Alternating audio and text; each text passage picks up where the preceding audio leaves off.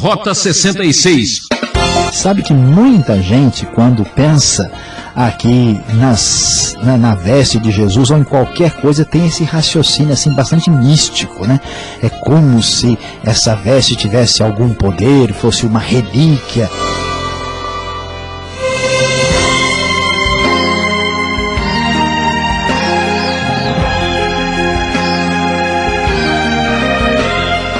Ouvinte, aqui é Beltrão anunciando mais um Rota 66, a trilha de poder e milagres. Você vai junto com a gente conhecer os feitos maravilhosos de Jesus agora na série Evangelho. O livro de Mateus, capítulos 8 e 9, traz uma sequência de curas realizadas e o professor Luiz Saião vai mostrar a importância destes fatos com o tema: perante o poder sobrenatural, a escolha é radical. Ninguém pode ficar insensível diante de Jesus. Com tantas evidências do poder do Evangelho, qual será a sua decisão? Agindo Deus, quem impedirá? Ele é o mesmo ontem como hoje. Que tal você fazer parte desta história? Veja só.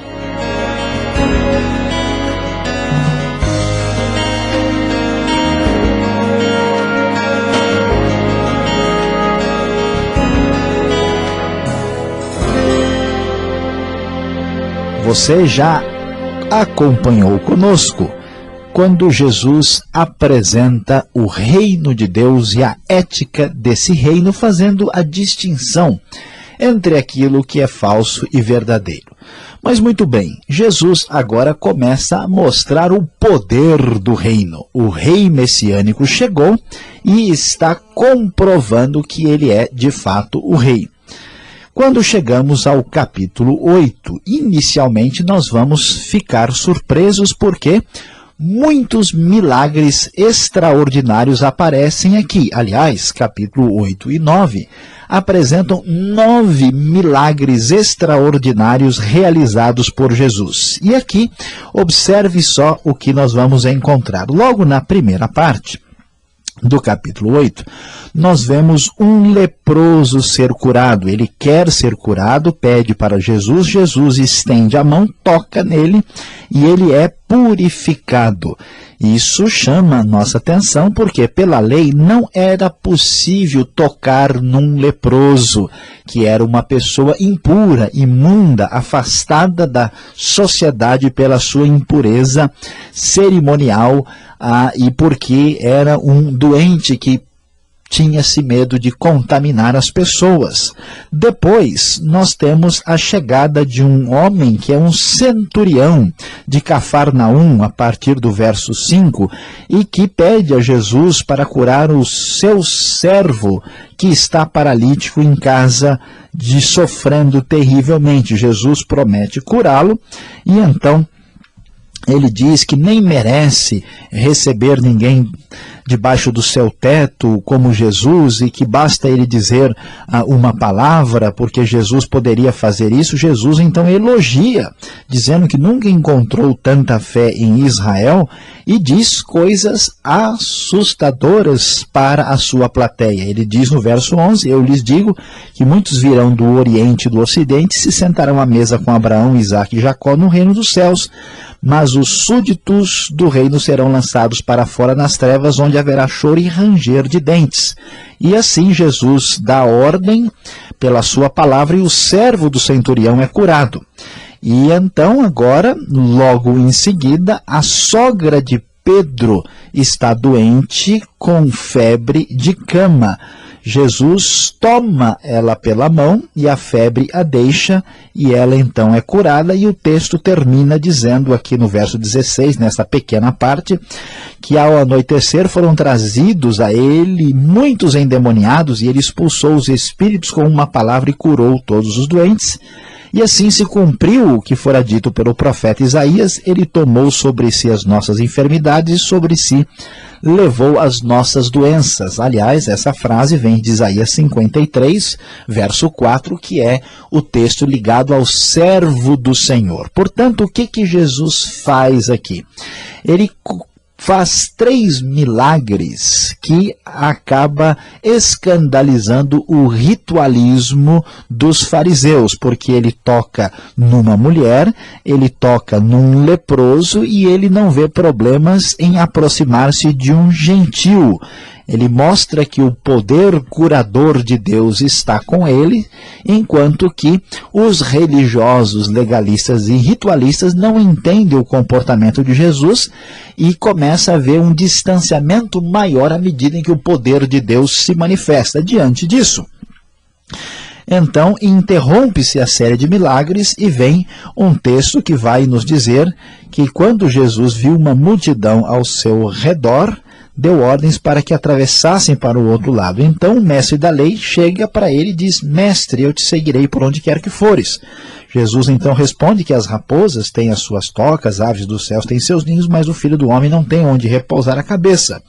E então outro diz: Senhor, deixe-me primeiro sepultar meu pai. Jesus diz: siga-me, deixe que os mortos sepultem os seus próprios mortos. Portanto, o que acontece? Jesus provando que é o Messias, que ele é o Senhor, o servo do Senhor prometido em Isaías 53, aqui ele nos mostra que diante desse poder sobrenatural, a escolha é radical. Como Jesus comprovou a verdade de quem ele era, não há opção. Ou você está a favor e junto com Jesus, ou você se distancia dele, assim como aconteceu com os fariseus de sua época. É difícil seguir a Jesus, mas não há opção. Ou você é a favor ou contra. Na sequência, nós vamos ver Jesus acalmando uma tempestade. Os discípulos apavorados no barco, achando que iam morrer. Jesus então, diz o texto, se levantou, repreendeu os ventos e o mar e fez-se completa bonança, e os homens ficaram perplexos e ficaram perguntando: quem é este que até o vento e o mar lhe obedecem? Logo em seguida, Jesus vai e cura 2 endemoniados, que são endemoniados gadarenos, e esses endemoniados imploram para ele para serem mandados para uma manada de porcos. Os homens viviam em sepulcros, dominados por aqueles poderes do mal, e os homens então são libertados, os demônios entram nos porcos, que são atirados precipício abaixo e morrem afogados, e aqueles que cuidavam dos porcos ficaram ali assustados diante disso, depois desse milagre tremendo de Jesus. E na sequência, Jesus também cura um paralítico que foi trazido a ele deitado em sua maca, conforme vai nos mostrar o começo do capítulo 9. E mais uma vez ele escandaliza a plateia religiosa à sua volta, dizendo para esse homem que os seus pecados estão perdoados. Aumenta a ruptura entre Jesus e os religiosos,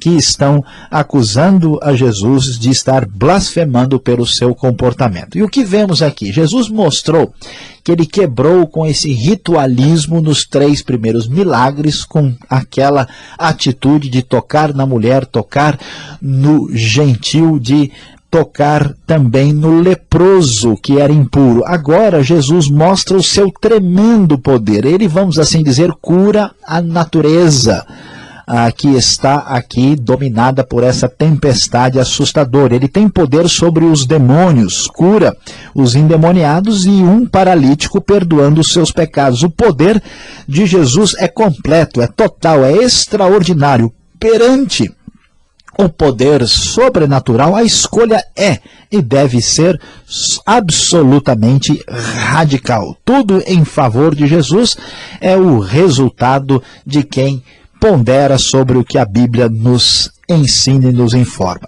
E por isso, na sequência, nós vamos ver o chamado de Mateus, que estava sentado na coletoria porque ele era cobrador de impostos. Jesus, então, o convida e diz: siga-me. Mateus levantou-se e o seguiu. Ou seja, diante do poder claramente de Cristo, poder sobrenatural, a escolha foi absoluta e foi radical.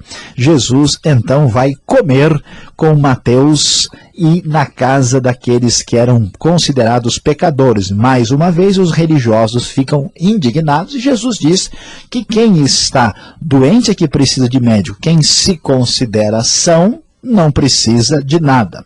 Na sequência, Jesus é questionado pelos discípulos sobre a questão do jejum e ele diz que o que importa não é isso neste momento, pois vai chegar um momento quando eles vão jejuar e não adianta misturar coisas velhas com coisas novas. Ninguém põe vinho novo em vasilha de couro velha, porque senão se estragará. Também o remendo que a gente coloca numa roupa também pode se estragar com facilidade se a gente pega uma roupa velha e põe remendo novo. Ou seja, é necessário uma mudança radical e não apenas um ajuste. E encerrando aqui este capítulo 9, nós vamos ainda ver Jesus curar uma mulher que vinha sofrendo 12 anos de hemorragia. Ela chega por trás dele, toca na borda do seu manto e é curada. E ela é restabelecida na sua saúde, conforme vamos encontrar no texto. Depois ele vai à casa de um dirigente da sinagoga que tinha a sua filha morta, e Jesus, pelo seu poder, mostra que o seu poder é sobre a doença e a morte, e ressuscita a menina de maneira extraordinária. E, finalizando a última parte, nós temos ainda a cura de 2 cegos e um mudo. Quando eles são curados, 2 cegos clamam a Jesus, pedindo misericórdia, o chamando de filho de Davi, reconhecendo que ele é o Messias. Eles são curados por Jesus. E, finalmente, aquele mudo também, que tinha um demônio que lhe causava essa mudez, é curado e começa a falar. E, mais uma vez, os fariseus revoltados dizem que é pelo príncipe dos demônios que ele era capaz de fazer isso. A atitude perante Jesus não pode ser uma atitude qualquer. Certamente, diante de quem ele foi e do seu poder sobrenatural, a nossa escolha precisa ser radical. Ou será uma escolha semelhante à de Mateus de Levi, que o seguiu para o resto da sua vida, ou a dos fariseus, que se ressente, que se revolta e que se distancia. Meu querido ouvinte, diante desse poder de Jesus manifestado para todo mundo, para aquela nação, a pergunta: qual é a sua decisão? O que está definido no seu coração?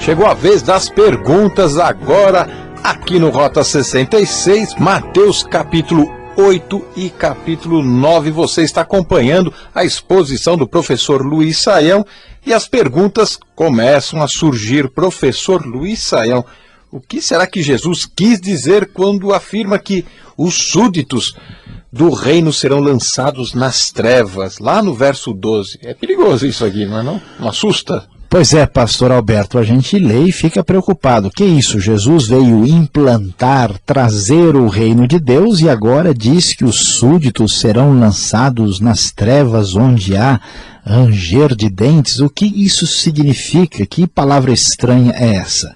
O que acontece, pastor Alberto, é que há aqui uma realidade um tanto quanto irônica.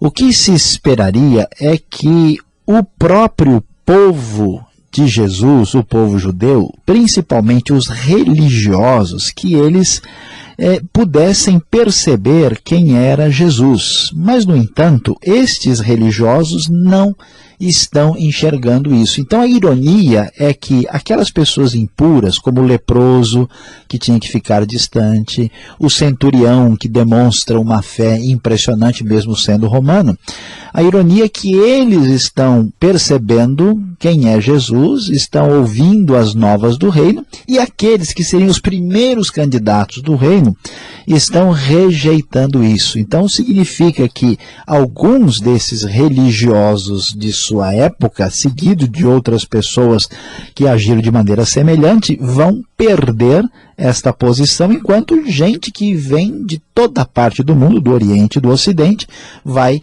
receber esta mensagem do Evangelho de Cristo. Agora esse texto aqui chama muito a atenção. O homem do tempo, Jesus, repreendeu a tempestade, o vento, Isso é literal? Algum significado por trás disso aqui? Como isso eu posso entender essa afirmação do texto? Olha, pastor Alberto, o que há de interessante aqui é que nós vemos Jesus mostrar o seu poder sobre as forças da natureza, tanto no aspecto físico, como químico, como biológico. Jesus tem o seu poder sobre tudo. E o que acontece? Nós vemos assim a tempestade de uma maneira bastante assim, como a gente diz, científica. Mas os antigos sempre entendiam que por trás daquilo que acontece nesse mundo natural, há forças sobrenaturais, há outros poderes que nós não podemos ver.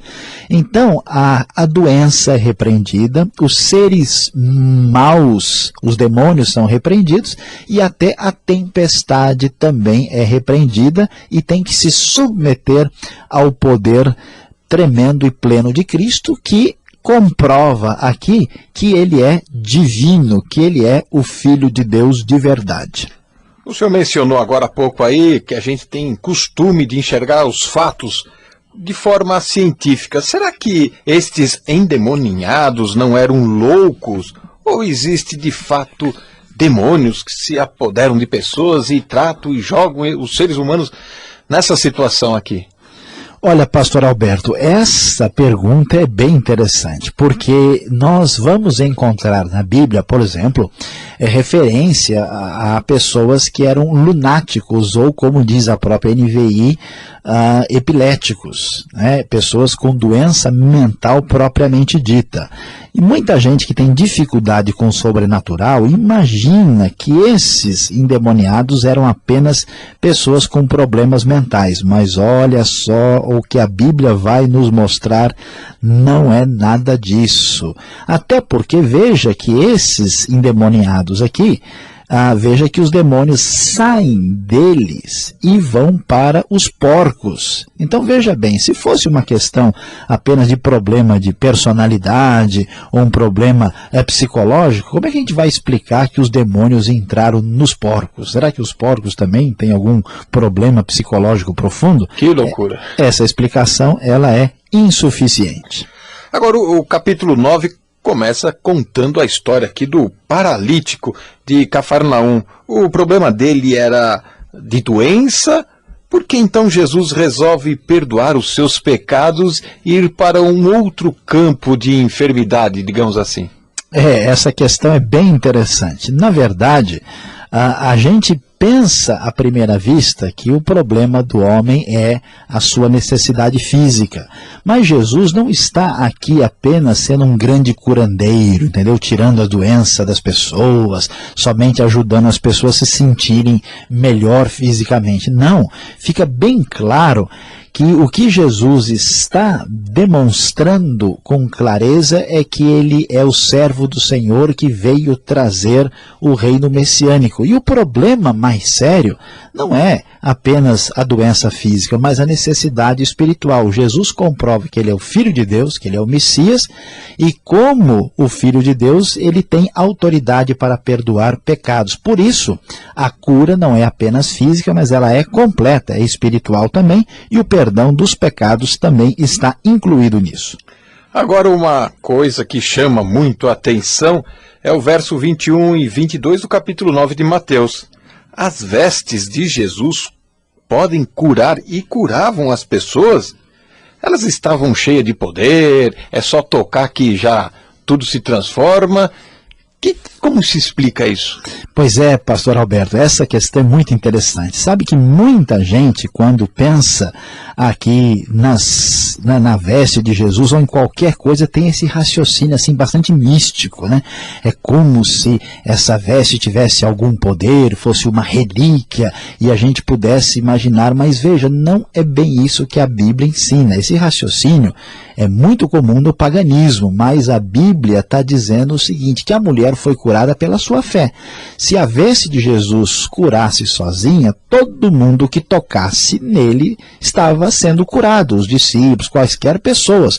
Mas ela foi curada pela sua demonstração de fé. A veste de Jesus não era mágica, mas sim a fé na sua pessoa que curava. Professor, no verso 32 do capítulo 9 de Mateus, a gente encontra o mudo endemoniado que, né, foi curado por Jesus, né? Será que as doenças, elas são causadas, né, provocadas por demônios? Pastor Alberto, esta pergunta é uma pergunta muito fascinante e interessante. Veja bem, nós vamos encontrar no Novo Testamento uma resposta positiva, dizendo que diversas doenças podem ter uma origem espiritual, podem ser causadas por demônios que existem de fato. Agora, aqui a gente tem que tomar um certo cuidado, né? Porque a partir daí, ninguém deve imaginar que toda e qualquer doença é causada por demônios. Se está gripado e espirrou, a pessoa fala, sai dele. Não é assim, né? A coisa está complicada, aí é um exagero. Certas enfermidades podem estar relacionadas com a ação de espíritos maus, mas não podemos daí exagerar e tentar entender que tudo pode ser explicado dessa maneira. Obrigado, Sayão, pelas respostas. E você que está acompanhando esse estudo, agora vem a melhor parte, a conclusão deste estudo.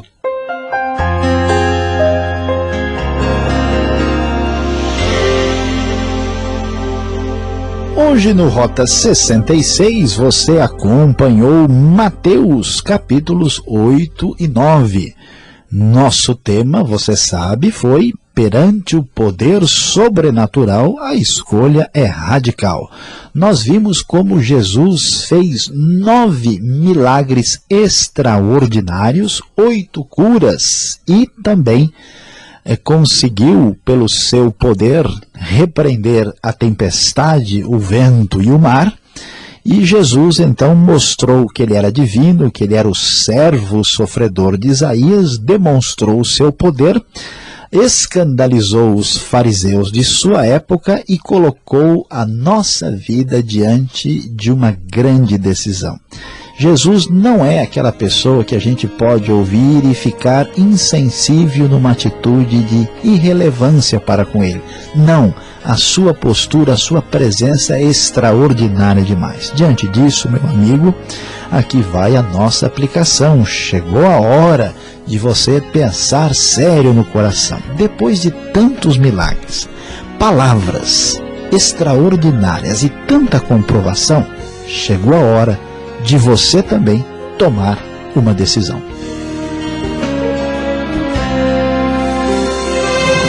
Ouvinte, Rota 66 termina aqui. Ainda temos muito que estudar sobre a vida e ensino de Jesus no Evangelho de Mateus. Sintonize essa emissora neste horário. Esta é mais uma realização transmundial. E acesse o site transmundial.com.br. Fique na gloriosa paz do Senhor e até o próximo programa.